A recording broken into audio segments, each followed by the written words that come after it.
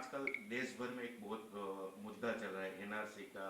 ये तीन चार जो मुद्दे हैं, वास्तव में इनका विरोध जायज है कि गलत तरीका है? देखिए, विरोध सिर्फ एनआरसी का या नागरिकता कानून का नहीं हो रहा है। हम पहली बार इस मुल्क में देख रहे हैं कि जो कॉन्स्टिट्यूशनली और लीगली भी कोई कानून बन रहे हैं, उनका विरोध इस कदर हो रहा है। ट्रिपल तलाक के खिलाफ कोई कानून बन रहा है तो विरोध हो रहा है, सुप्रीम कोर्ट से कोई जजमेंट आ रहा है राम मंदिर के फेवर में तो विरोध हो रहा है, 370 एब्रोगेशन हो रहा है तो विरोध हो रहा है, कुछ नहीं तो पॉपुलेशन कंट्रोल के ऊपर बात हो रही है तो भी विरोध हो रहा है। एनआईए को, जो आतंक को कॉम्बैट करने की एक संस्था है हमारे देश में, उसको स्ट्रॉन्ग करने की बात की जा रही है तो भी विरोध हो रहा है। तो देखिए, क्लियर कट पता चल रहा है कि एक्चुअली में विरोध करने का इनके पास कोई वैलिड रीजन नहीं है। यहां तो सब्जेक्ट चेंज होते जा रहे हैं लेकिन विरोध स्टेबल है। दैट मीन्स कि ये विरोध इसलिए हो रहा है कि कुछ एंटी नेशनल फोर्सेस, जिसमें बहुत सारी पॉलिटिकल फोर्सेस हैं, बहुत सारी टेरर ऑर्गेनाइजेशंस हैं, कुछ इंटेलेक्चुअल टेररिस्ट्स हैं, कुछ कम्युनिस्ट्स हैं, कुछ अर्बन नक्सल्स हैं, कुछ इंटरनेशनल पावर्स हैं, जो एक्चुअली बौखला गई हैं। और मैं बिल्कुल देसी भाषा में बोलूं तो कि उनके बिलों में सही दवाई डल गई है, तो वो बिलबिला के बाहर आ रहे हैं कि उनको ये लग रहा है कि ये इंडिया, कि इसने एक्चुअली कोर इश्यूज कैसे रिकॉग्नाइज कर लिए और उन कोर इश्यूज पे काम करना कैसे स्टार्ट कर दिया। तो देखिए, मैं पेशे से वकील हूं, मेरा नाम सुबूही खान है, मैं दिल्ली से आई हूं गुजरात में।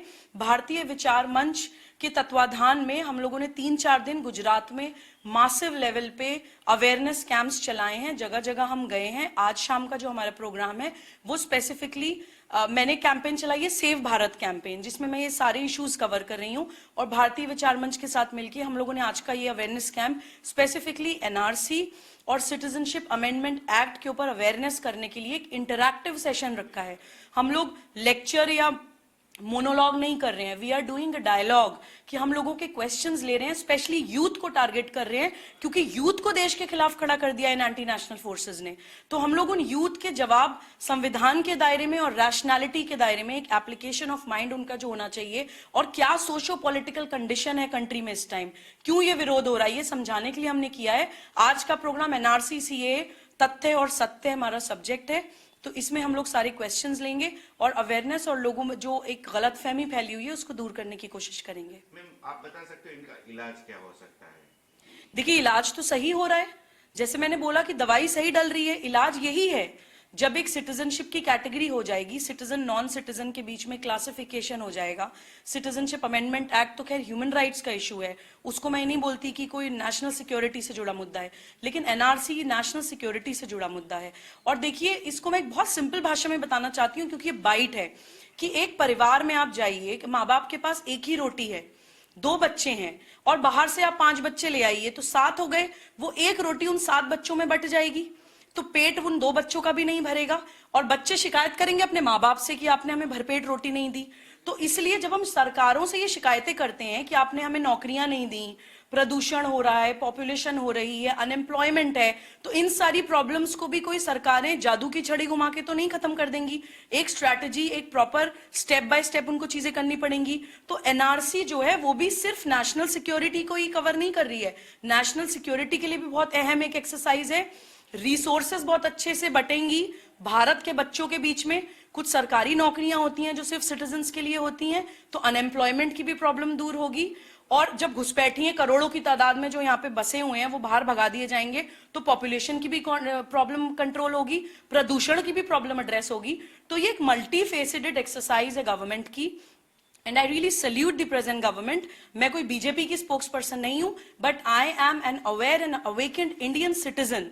मैंने बीजेपी को वोट दिया and I am really happy and satisfied कि मैंने सही पार्टी को वोट दिया, क्योंकि एक अम्ब्रेला एक्सरसाइजेज हैं जिससे देश की बहुत सारी प्रॉब्लम्स का सोल्यूशन हो रहा है। मैम, रोहिंग्या जो है उनका आप किस तरह से देखते हो इश्यू को? देखिए, रोहिंग्यास का बैकग्राउंड आपको पता है कि वो लोग कितनी, उनका जो हिस्ट्री है वो कितनी वायलेंस से जुड़ी हुई है, लेकिन फिर भी हमारी जो संस्कृति है, जो भारतीय संस्कृति है, उसमें ना तो हिंसा है ना ह्यूमन राइट वायलेशन है। तो फिर भी अगर आप होम मिनिस्टर की स्टेटमेंट देखें, उन्होंने ये बोला है कि एक भी शरणार्थी को इस देश से बाहर नहीं निकाला जाएगा, एक भी घुसपैठिए को इस देश में रहने नहीं दिया जाएगा, चाहे वो किसी भी धर्म का क्यों ना हो।